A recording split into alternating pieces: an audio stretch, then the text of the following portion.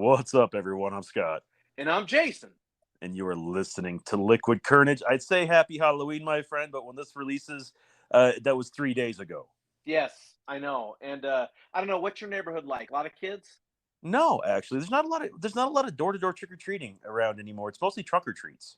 Yeah, and frankly, if I was a kid and I was a parent of a kid, that would be the only I would hit every single church, hit that trunk and treat, and then you walk away with about $700 worth of candy. You know what I mean? Oh man, we did one for our work for just employees and their families this past weekend, Yeah. and it was huge, man. Like we everybody grossly underestimated because we did it on a Friday night before all the weekend festivities. We grossly underestimated how popular it was going to be. Oh yeah.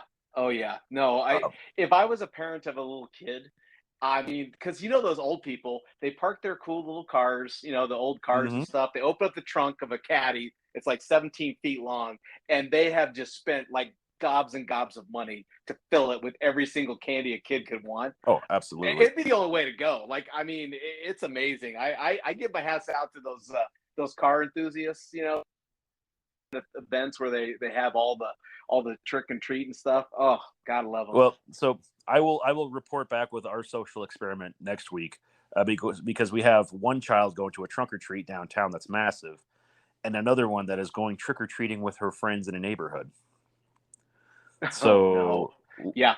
I Okay. know how this is going to end, but you know, we'll just see how this goes for argument's sake. But I think Trunk or Treat's going to win hands down for volume I wise would think. this Halloween Um, season. so we in the Phoenix area got to do the adult version of trick or treating this year. We went to the puppet theater of uh, Friday the 13th, the puppet show. It's Yeah, an how was adult. that? It was amazing. It was so much fun.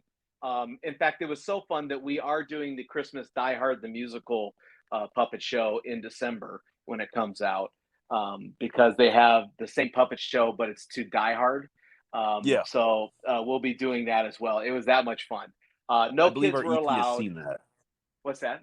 I believe our EP has seen the Die Hard Christmas Yes, puppet show. I think that Noreen had mentioned that she talked to you about it, but the puppet show was a lot of fun. It was all adults. There were no kids invited because they have a lot of foul language and stuff like that. So that's always good. But it was a lot of fun, and that was the way we spent our Halloween. I will say this though, we did kind of talk about costumes and costume parties, and obviously, you and I met at a Halloween party, Hmm. so it has special significance. Space But Player also, 17th year anniversary. I know 17 years we've known each other. It's crazy.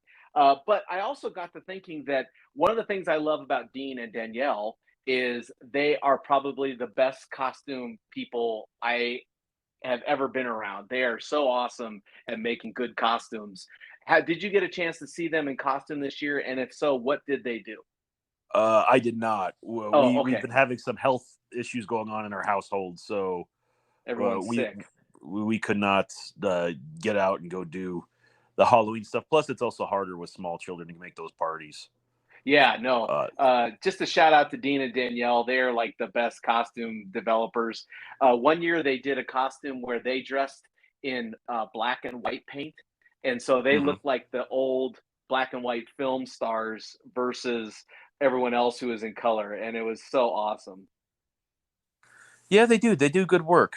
Yes. I appreciate a lot of the costumes and creativity for Halloween. It is one of my favorite holidays, and unfortunately, I feel like this month kind of flew by with everything going on. So I don't feel like I got to enjoy it normally like I would. Like I haven't watched nearly enough like horror movies. By this time, usually in every October, I've watched 4 or 5 of the Halloweens, not necessarily in order, not necessarily from start to finish, just bits and pieces. It just, I think it just feels off just because everything's so busy right now, and Okay. uh, Yeah. I, I just I appreciate what this season is and what this night is because I love Halloween. I'm okay with Christmas. Like it's not a big deal for me anymore. This to me is the best holiday of the year because it's just so much fun. I love the parties. I love the dress up costumes and everything. But you know, this is now just the pre-show for Christmas, which starts November 1st.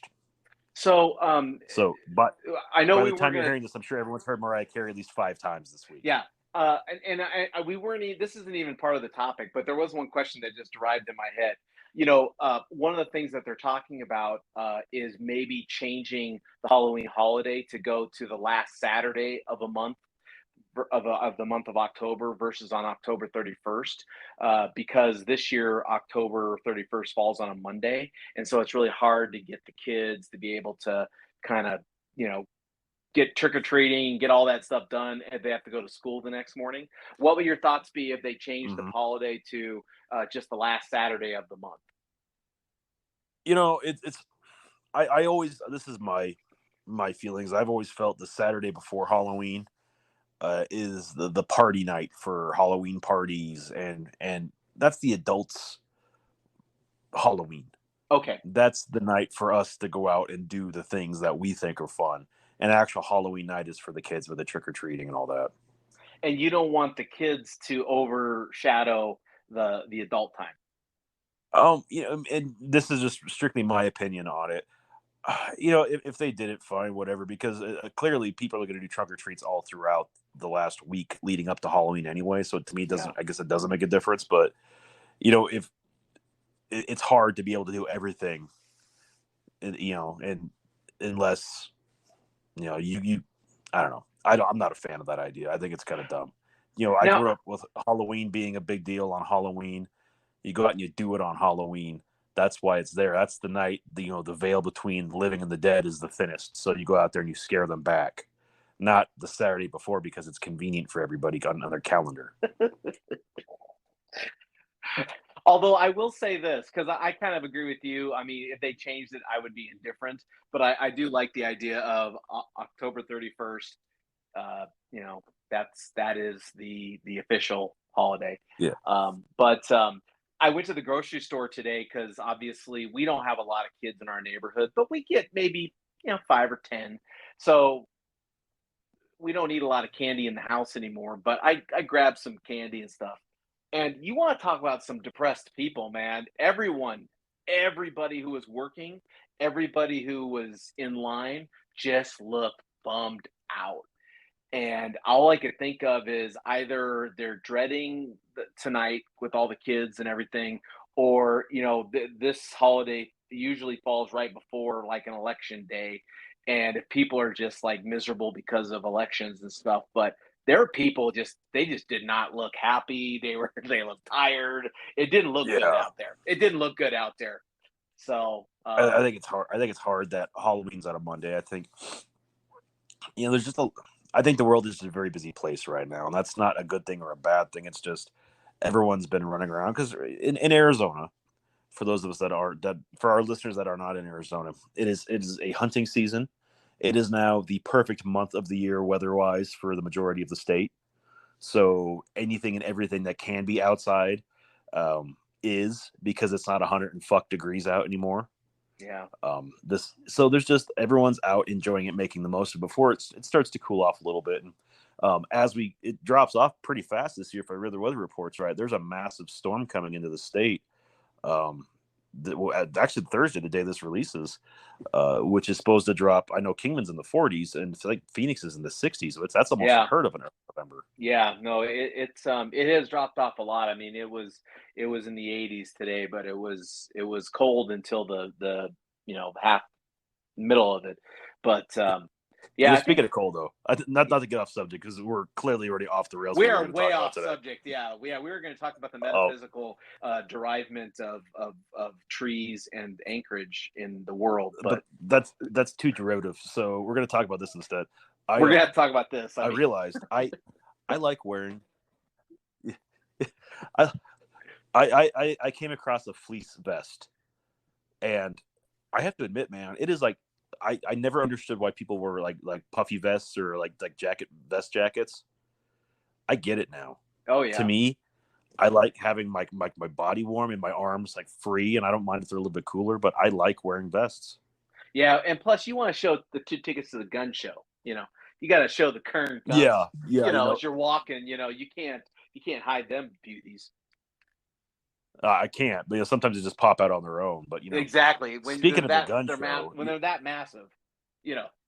yeah, I got to tell you what happened in the gym today because I always work out before we record, and I had one of those moments where I'm glad there's nobody in the room when this happened because it was completely embarrassing, and the size of the bruise I have as a result, I am in shock myself. But I was in they call it the TRX room in the gym I go to, where it's basically a low end wellness center or a CrossFit room where Oh, they have okay. all the like resistance bands and some bars. Just it's a place to warm up. So I got some resistance bands and I put it through a loop that was hinged right in front of a mirror to start just doing some stretches and work on some lat work. And I took a step back, and this was a heavier band than I was used to, and I pulled back, and the thing actually snapped Oh. when I was leaning back, and I went Oh. flying across this room. And I'm not a small person, but I didn't. It took me a second to realize what happened because I looked up. I thought I broke the mirror. The band is just dangling there, just kind of it tore, Oh shit. and I was like, I landed on my car keys in my pocket, so I have a massive Oh. bruise on my thigh where my car keys dug in. Ooh. It was just one of those like, my fuck, man, it's Yeah. brutal, Oh brutal day. gosh, dude. Yeah. Oh man. Yeah, I can only imagine that would have hurt though, because like I said, anytime you fall on something sharp like that or keys or whatever, that's gonna leave a mark. Yeah, and it definitely left a Oh mark. god, So that sucks, that's dude. that's the sign for the day. Sign for the day. But anyway, to get back on topic, instead of talking about the natural weight of trees, is that what we were talking about? I think we were going to talk about the detrimental impact of trees on the anchorage of society, but yeah, go ahead. Yeah, I learned something over the weekend too. I thought might be more appropriate. Oh, good. I Okay. Our listeners may know that you and I are casual viewers of the American sport football. A casual, very, very Casual. casual. Yeah, like I only spend 8 hours of the 12, 15 hours that football is on Sunday. So I usually do pretty good. Exactly. And this past week, my team played in the early game, and your team played in the afternoon game, and my team lost on a road game. Kind of blew up at the end, and I was on the Twitter, and I get superstitious, and we tend to play well whenever I start talking trash on Twitter about our team. Okay. We played the Minnesota Vikings this past weekend, and Minnesota has a player on their team that was on ours for a decade. Is a cornerback. His name is Patrick Peterson. The guy was an Arizona legend until the end, where he requested a trade midseason, quit on his team, and then got busted for PEDs and lost the first half of the next season because of his drug suspension. Has not made a Pro Bowl since. He left the Valley very bitter. He was upset that he didn't get offered a contract. And, we played them last year, and last year would have been the quote-unquote revenge game for him, and he lost. He played decently yesterday against our third and fourth receiver, not against our star. Yeah. And no. I mentioned on the internet. I put that on Twitter, and you only post on Twitter if you're looking for a fight. And I Oh forgot boy. about that. Oh geez. So I poked the bear with some Viking fans, and I have to admit, it was very one-dimensional and kind of sad because I don't argue with people unless I know I have my facts and I'm right. Yeah. And I went to town on these people, and they're, to their credit, they kept fighting, but I don't think they fully understood what the debate was. And if you only have one point you can make and you keep going back to that point, you are not a good debater. Yeah, and I always get tired of the debate of, well, we're better than you this year. Yeah. What point does that prove? Yeah, That exactly. doesn't prove any point. That doesn't prove the point. And it goes beyond So you had to sports. And school I've them, huh? noticed You this had in to today. use your casual affinity to American football to school these punks, huh? Yeah. Are you there? I'm here. Jason? I'm Okay, yeah, I here. thought you blocked off for drop off. No, I Yeah. would never block Yep. off on this great conversation, man. Yeah, no, football is something for me that I understand the different teams, schemes. I get very almost Rain Man-esque with how I learn it because it's what I enjoy. and so when it comes to debating football, I feel very well versed in the who's and the what's and the hows. And if I don't, I take a step back and I defer. I wouldn't talk to anybody about politics or hockey or anything like that because I dabble, but I don't go head into it. I know you debate. You have no problem debating politics because you read it heavily, you understand it, you make people question themselves almost by just asking simple questions because they don't do the research on the whole story. Well, and I think that I don't know if you found this when you were arguing with these people, but one of the things I've noticed in any kind of debate is that, like you said, um, the I don't mind if we have a differing opinion. I don't like the fact if you don't have a logical opinion. Like Yeah. if the logic of your opinion doesn't make any sense, that's when I get a little discouraged that we're not really having a debate. I'm schooling you because your logic is faulty. Yeah, And and that's where that's the problem I I have get too. frustrated. I get frustrated with that. Like when they say, "Oh, well, our team's better than your team this year." Yeah, Okay. I mean, so what does that have to do with anything? So go ahead, continue, my friend. I mean, yeah, but that's kind of the point, and I think that's where our discussion's going. It's this isn't a world anymore where people can debate. I think with so much information at our fingertips, the world's gotten dumber. You know, they rely on I'll just Google it and find the answer instead of actually taking the time to learn about it and maybe find multiple points of views to strengthen your debate, your point of view. Well, and I kind of agree with that in one sense. There is so much information now out there to do research on that it is kind of a difficult. It's not as simple as it was before, where you were debating a topic. You would go to the Encyclopedia Britannica. Yeah, That's all you had, or you would go to the library and get newspaper articles. That's all you had. Now, it's just so difficult. So what do people do? They find a source that they trust and then believe whatever that source tells them. and what Um, has that taught us over the last 6 or 7 years?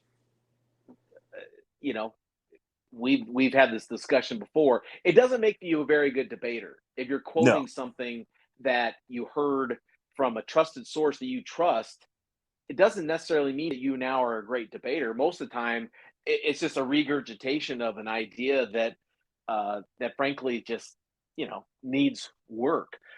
I don't know. And When you I were in high school, did you ever have a debate? Was that ever part of your yes, we curriculum? we had to we had to we had to do debates in I think English class and civics class. Okay, okay. So we had the opportunity to sit and figure it out, and it's a very humbling experience if you come in unprepared, and you can't go in there thinking you're the know all be all. You have to have your notes together and be ready to go. I think another thing that I've noticed about people when you debate people nowadays is they truly rely so much on the emotional feel of a statement for its validity than Hmm. a logical, fact supported statement. Oh yeah, You know what I absolutely. mean? Like I feel like you choose any topic, doesn't really matter. But we a lot of times I'll hear people debating an argument from an emotional state. The way that they feel about something, but not what the facts are about whatever they're discussing. And so when you're dealing with someone's emotions, even if you lay out the facts, my emotions are what I believe. That's why Yeah, it's so funny to me. People can blatantly lie now, and you don't get them for slander because, well, that's what I believe. yeah. So you're saying it's not true. Well, I believe it, so it's true. There's no slander there because I believe what I'm saying. Is Until that you how make them that show the works? I proof. don't know. I don't know how that works, but uh, you know, we're and, gonna get and we're gonna get to a point though where people are gonna have to start showing like their proof for all this, their own beliefs and whatnot to show that it's true in their mind. Or they're gonna start losing these cases. maybe I personally have not seen any indication in the last 5 years, 6 years that tells me that that is ever the case. If you I say it see enough that times, if you say it enough times, it becomes a fact to someone. It really it's does. not to get on a political uh, topic here, but I think that's a very interesting point when you bring that up because you look at our gubernatorial race here in Arizona. Um, Katie Hobbs, the Democratic candidate, refused to debate Kari Lake, the Republican candidate, because she didn't feel like Kari Lake could stay on topic without spewing, unproven facts, or she basically just got to lie through her teeth and talk about the election being stolen versus what actual topic they're trying to debate about. So she refused to do it, and she caught quite a bit of hell for it. And ever since then, the polls have started to shift a little bit. But to me, it's interesting that when you take a sane approach to someone like that who believes what they want and believes it so passionately and vehemently that they make other people believe it. I think that's part of the problem in our world, Well, recently there was an ad on the TV, obviously promoting, Kari Lake over Katie Hobbs. But one of the points that they were trying to make in the ad was, that the open border policies has resulted in, all this crime. In fact, one of the crimes was an illegal immigrant raping a 3-year-old little girl. And so their point was is that this illegal immigrant raped this 3-year-old girl because of our open border policies. But when you look at the fine print underneath, the reference of the story was during when Trump was president. Yeah. So if no one ever looks at the date of the story, which was in March of 2020, then no one's going to say, well, wait a minute, that happened under the previous you're putting two logics together that don't even fit. It's kind of like I was talking to a friend and we were talking about, debate. Funny, we were talking about debate, and I said, the issue that I have is I think people try to take a logical connection of points that aren't really logical based.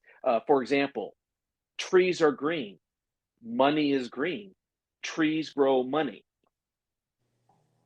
Well, that's not a logical flow to from A to B conclusion. And I think that art or that ad that I saw where it was saying, oh, the open border policies has a 3-year-old girl got raped by an illegal immigrant. Well, that happened during the Trump administration, so you can't blame current policies on something that happened in the previous policy. You just that doesn't you can't. But if you're not able to differentiate, if you're not able to put in the time and effort to differentiate between the two, you just say the fact: trees are green, money's green, money grows on trees. Duh. I mean, that's easy, right? That's easy. But do you think this? We'll call it the dumbing down of America at this point, or the world for that fact, because the ability to get information so quick and unchecked on our phones. Do you think that's led to this, where people are so quick to Google and just whoever pays to have their answer at the very top of that search? That's what people tend to be true and find true instead of going down and doing research and getting multiple points of views. I would even in a Twitter world where you only have 144 characters, 280 now. They expanded it. 280 characters to discuss the complicated issue of education, of crime, crime reform, of anything. 280 characters, you have to dumb it down to get it into 280 characters. You really do. Yeah. So I feel like because we're constantly getting barraged with so many distractions in our phones and we got all this stuff, that it's logical to think that no one's going to take the time to go and research a topic, and not just politics, any topic. No one's going to go in because it takes too much time. Just give me the dumbed down version of it. Give me the 280 character version of it so that I can just get it quick and go. It's funny you mentioned that because I watch trees are green, money is green, trees grow money. That's what I'm talking about. It's a very adolescent way to look at the world, and I say that because I watch the girls and do their homework, and I understand like the question that's being asked in the homework, but trying to get them to follow the line of logic to get to the proper answer versus what they come out with today. It's hard, man. I think it's just a breakdown in the way that the world is nowadays, and they don't teach things the way they should, or the way they used to, I should say. And I think, like I said, it goes back to people just find ways to find the easiest answer and go from there. Well, and everyone talks about education, fixing education, and a lot of people say, well, once you get to 10th grade, you should be able to choose what kind of path you want to take. If you want to go into auto mechanic, or you want to become an electrician, or you want to go into a trade school in 10th grade, you're not going to go to college. Maybe there should be a shift in terms of what your curriculum is going forward. Um, my argument has always been, yeah, but now you're taking away, you're basically just giving them a trade. You're not giving them a skill to think or to rationalize an idea or develop an idea. All you're doing Yeah, is teaching them how to do this, this, this, and this. Well, when you teach someone how to, I need to be told this, this, this, or I don't understand, that's it that's the takes away problem. the thinking. I don't get me wrong, I totally agree with the fact that the idea of having to go to college to become a success is very outdated. I get that, but on the other side, um, limiting someone to say, well, I'm going to teach you how to do one thing and you do this, this, this, and this, and this, it doesn't give them a creativity to imagine something different or imagine something better, or and don't get me wrong, there are people that do well and never have to take a debate class, and they do well. But I see what you're saying, though. If you take that singular career path or education point, it almost prevents you from having the ability to learn how to debate or find other sources of information, because you're on a singular path versus a path that could branch out and do a bunch of different things. And I've noticed too that a lot of people become so focused on one solution to cover everything. Yeah. One solution to cover everything. Well, believe me, if it was that simple, don't you think we would have solved any of the problems that we have? We would have solved it long time ago if it was that simple. Oh, Just I one agree. thing, just make this one thing happen, and that'll fix every problem. Well, it doesn't work that way. And I was blessed that I went to a Jesuit school, and in Jesuit school, it was a religious based college, and they focused on writing, formulating a thought, formulating a written thought, debate, discussion of philosophy and psychology, and they that was part of the curriculum of a religious school, is they kind of a, Yeah. universal studies kind of thing. And I don't think that we should be so shy away from expanding to different thoughts, that well, if I don't agree with that, then I don't want to hear anything about it. I don't want to be taught it. I don't want my kids to be taught it. Well, yeah, but I mean, don't we, our minds aren't made to think in a singular, give me a bunch of good ideas, I'm going to take the best of everything and make the best life I can. So Yeah, but the majority of our population has been taught to believe that's not okay anymore. Either you believe what I believe or you're wrong. And yeah. that's part of the problem with what we have in the world now, is that nobody wants to be open enough to see that there's different ideas, to understand that there might be other opinions versus what theirs is. And that's the hard part, kind of the crux of today's conversation. We start to wrap it up. It's that you need to be able to look at it from different points of views, and take a step back and understand that just because you see a story one way doesn't mean that's how someone else sees it exactly the same way. I mean, you and I can watch a car wreck right in front of us and have two completely different experiences of what we saw. Well, yeah. And the other thing I think about too is that, when you get so focused on one line of thought, it doesn't give you an out when it doesn't give you an out to say, oh, I didn't think about that. Maybe I can keep my main thought but add a little to it to make it better. Yeah. Like I think I told you my civic duty when Paul Gosar voted down a bill that would have brought money to the Kingman area because that was socialism, but then he makes a request to the administration to get some of that money for Kingman. It's Yeah. like, well, wait a minute. You say it's socialism, but then you're taking money for socialism. Come on, that's you can't limit yourself so much. You can say, look, I'm against big spending. I'm against it, but on the other side, this helps the Kingman Airport Authority, or this helps something in my district. Yeah. I You need know, to be at least acknowledging that yeah, I don't think this is the best way to go, but this is good for my people. This is good for the people of my district. Well, it's It's just okay to say, hey, you know what? I don't agree with it, but I would love to have the money for Kingman or for Mojave County, whatever. well, I think it's just about being open to different perspectives. But Yeah, in that particular scenario, though, politics, unfortunately, uh, makes people pay a bigger price that they don't necessarily know they're paying because the people they believe in aren't telling the whole truth. They just want them to know the truth that they want them to think is true. So, and we don't give a lot of people an out anymore either. no, Like if they do something that is unpopular, or they do something. I mean, they're vilified. yeah. You know what I mean? And that's another part of it. But yeah, no, we're definitely you're a good debater, my friend, especially when it comes to football.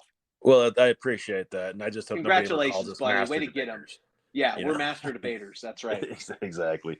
So as we wrap up today's show, Halloween just passed. We want to hear, has anything spooky ever happened to you on Halloween? We want to hear about it. Hit us up on Facebook, Instagram, or Twitter, all at Liquid Courage. If you have any fantastic Thanksgiving ideas in the Denver metropolitan area, our EP is hosting his first Thanksgiving this year, and we are open to any ideas. He is open to any ideas to keep his people entertained. Hit him up at liquid_EP on the Twitter and the Instagram. That was awesome. Good job, buddy. Thank you, sir. Take us home, Jason. Hey, thank you, Avery. How are you? This is Scott. I am Jason. And as always, if you never know quite what to say, just have yourself some liquid courage.